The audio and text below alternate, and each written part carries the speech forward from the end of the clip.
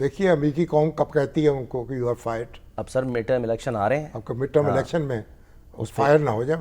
اچھا یہ اس بات کے ہیں شامی صاحب اثرات آپ کو لگتا ہے کہ پڑیں گے کہ جو پبلک اوپینین سروے آ رہے ہیں وہ تو یہی بتا رہے ہیں. لیٹس سی, اب دیکھتے ہیں. اچھا شامی صاحب کل بھی ہم پروگرام میں ذکر کر رہے تھے, میں چاہوں گا تھوڑا سا ذرا اس نقطے کو ذرا الیبوریٹ کر دیں کہ اس کو بڑا آسان لیا جا رہا تھا, اور کچھ اب آرٹیکلز بھی لکھے جا رہے ہیں کہ ہائیڈرو وار کرائم جو ہے نا وہ کیا جا رہا ہے. اب تو آپ دیکھیں گے کہ یہ خبر جو آئی ہے کہ کویت سے امارات تک, یعنی جو یہاں پانی نہیں ہے نا خلیج میں, تو جو سمندر کا پانی ہے اور جو زیر زمین پانی ہے وہ بھی کھارا ہے. بالکل اس پانی کو صاف کیا جاتا ہے ڈیسیلینیشن پلانٹس کے ذریعے سے. تو کویت سے امارات تک 400 ڈیسیلینیشن پلانٹس نصب ہیں. اچھا, اور 90% پانی کی ضروریات جو ہیں وہ ان سے پوری ہوتی ہیں. ٹھیک ہے. اب دیکھیے امارات جو ہے اس میں 42% اور کویت میں 92%, 92%. سر عمان میں 86%, ہاں جی 86 سے 90%, ہاں جی. قطر میں 90%, ہاں جی. سعودی عرب میں 70%. ہاں جی. یعنی یہ پانی جو ہے اس پانی سے ڈیسیلینیٹڈ پانی جو ہے وہ استعمال ہوتا ہے.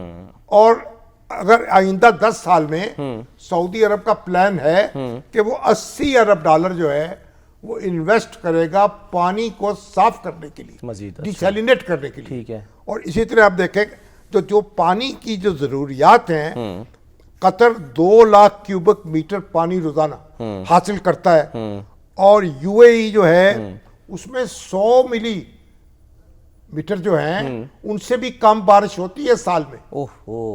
بارش تو ہوتی نہیں ہے, نہ ہونے والی ہوگی نا بات. بالکل. اس لیے اب آپ یہ دیکھیں, اور پانی جو ہے ہمارے ان علاقوں میں پانی بڑی کثرت سے استعمال کرتے ہیں عرب بھائی.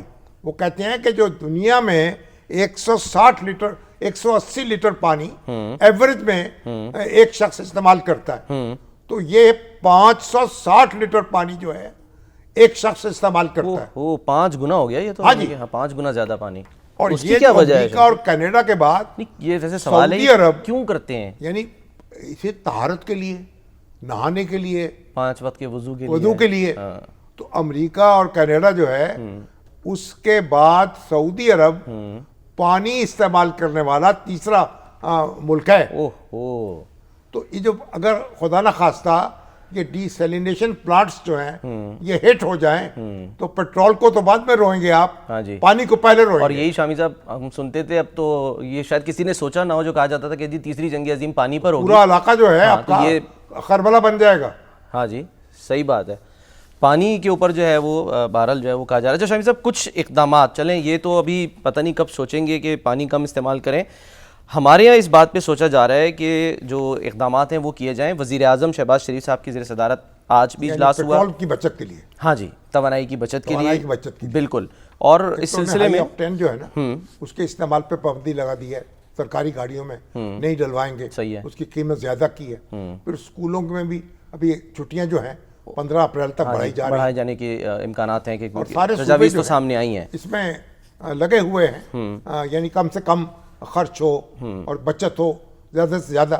ظاہر ہے یہ تو ایک سر پہ قیامت پڑی ہوئی ہے نا, تو آپ تو اس میں تو کوئی کچھ کر نہیں سکتا, کوئی آپ نے اس کا مقابلہ کرنا ہے. یہ جو شامی صاحب کہا جا رہا ہے کہ جی پیٹرول راشننگ کے لیے کوپن سسٹم جو ہے وہ متعارف کرایا جائے گا, یعنی بے شک وہ ڈیجیٹل ہو یا جو بھی اس کو کوئی بھی صورت ہو, کچھ کرنا پڑے گا آپ کو, کوئی ڈسپلن تو لانا پڑے گا. اس کا تو کوئی حل نہیں ہے ہمارے پاس, یعنی اس کا تو کوئی یعنی کوئی اور طریقہ نہیں ہے. راشننگ بھی کرنی پڑے گی اگر ضرورت پڑ گئی. اچھا, اور اس کے لیے تیار رہنا چاہیے. اچھا, اور سندھ حکومت بھی کہہ رہی ہے کہ جی اسمارٹ لاک ڈاؤن ہم کر سکتے ہیں. ناصر حسین شاہ صاحب کہہ رہے ہیں, وہ کہہ رہے ہیں جی 60% فیول تو پہلے ہم نے سرکاری گاڑیوں کا وہاں پر بھی کہاں گے, یاد آئیں گے لوگوں کو. اچھا, پرانا دور پتھر کا سائیکل, پھر سائیکل چلائیے, صحت بھی اچھی ہو جائے گی. اور سائیکل بھی شامی صاحب کوئی سستی تھوڑی ہے, سستی نا, سستے مہنگے کا مسئلہ نہیں ہے. اچھا, پیٹرول کے بغیر تو چلتی ہے نا. ہاں یہ تو ہے, بہت سے لوگ ابھی چلا رہے ہیں. شامی صاحب میں تھوڑا سا چاہ رہا ہوں تاریخ کا ایک حوالہ دیتے ہوئے, ہم بہت ظاہر نام سن رہے ہیں پروگرام کے شروع سے ہی کہ جی پاکستان جو ہے وہ سہولت کاری کر رہا ہے. ماضی میں بھی کوئی ایسے مواقع آئے کہ پاکستان کی اشد ضرورت پڑی دنیا کو اور پاکستان نے بڑا اہم جو ہے وہ کردار ادا کیا ہو؟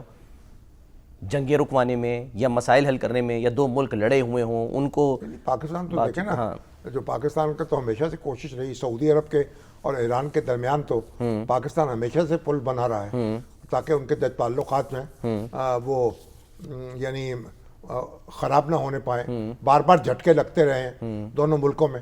اور ایک زمانے میں تو جب ایران عراق جنگ زوروں پہ تھی اس وقت بھی پاکستان نے وہ توازن برقرار رکھا. اچھا. اور ایران جو ہے اس کی جو سپورٹ ہو سکتی تھی وہ جاری رکھی، جو سپلائی ہو سکتی تھی وہ جاری رکھی.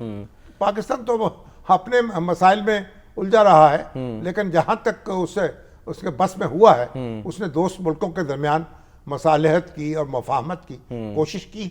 اور دیکھیں چین کے اور امریکہ کے درمیان ہنری کیسنجر والا جو ایک تعلقات جو ہیں جب قائم ہوئے ہیں اور دورہ کیا ہنری کیسنجر نے تو پاکستان سے گئے تھے، بالکل خفیہ دورہ تھا.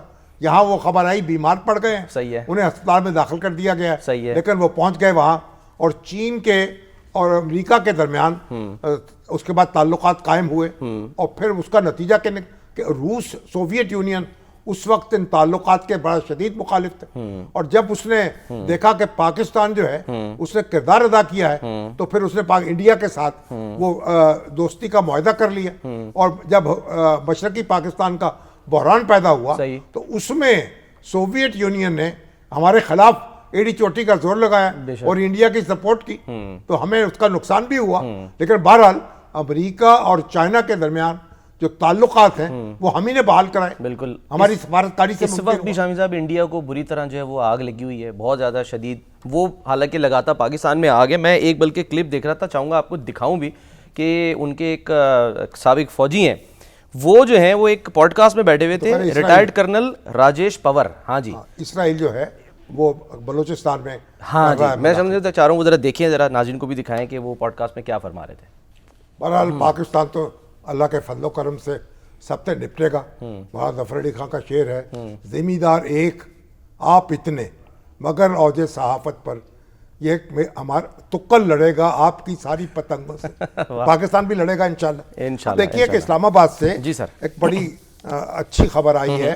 ہمارے دوست عامر ذوالفقار، جی انسپیکٹر جنرل پولیس رہے پنجاب کے اور بڑے ایک شان کے اور آن بان کے یعنی پولیس آفیسر تھے، بلکہ ابھی ہیں، ابھی ریٹائرمنٹ نہیں ہوئی، چند ماہ باقی ہیں، چند ہفتے باقی ہوں. اب ان کو پروموٹ نہیں کیا گریڈ 21 سے 22 میں، اور وہ گئے ہائی کورٹ. اور بھی دوستوں اور بھی کئی افسر ہیں جنہوں نے درخواستیں دی ہائی کورٹ میں. ہمارے سہیل علی خان بھی شامل ہیں جو سیکرٹری اطلاعات رہے، لیکن وہ تو اب ریٹائر ہو چکے، ان کو بھی پروموٹ نہیں کیا گیا. ان کو بھی پروموٹ نہیں کیا گریڈ 22 میں.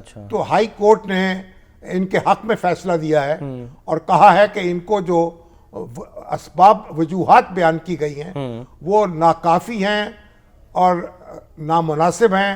اور پروموٹ نہ کرنے کی جو وجوہات، اچھا وہ کیا ہے؟ ان کا کیس دوبارہ کنسیڈر کیا جائے. اچھا، وہ بڑا شاندار کیریئر ہے ان کا اور ریکارڈ ان کا بہت اچھا ہے، اور ان کو دوبارہ اس کو ریکنسیڈر کیا جائے. اور یہ بھی کہا ہے کہ 30 دن کے اندر اندر حکومت ان کو پوسٹنگ دے، ان کو پوسٹ کرے. یہ کم و بیش 3 سال سے OSD بنا کر گھر بٹھائے ہوئے ہیں اور میرا خیال آپ چند ہفتوں میں ریٹائر ہونے والے ہیں. تو ہمارے شہباز شریف صاحب جو وزیر اعظم ہیں ان کو چاہیے، یہ سرکاری افسر ہیں جو ایک بڑے قابل احترام ہیں، بڑا اچھا کیریئر جن کا رہا ہے، ان کی بڑی اچھی ریپوٹیشن، ان کا یعنی ان کے ساتھ انصاف تو کریں نا. عدالت کا جو فیصلہ ہے اس پر عمل درآمد کرائیں.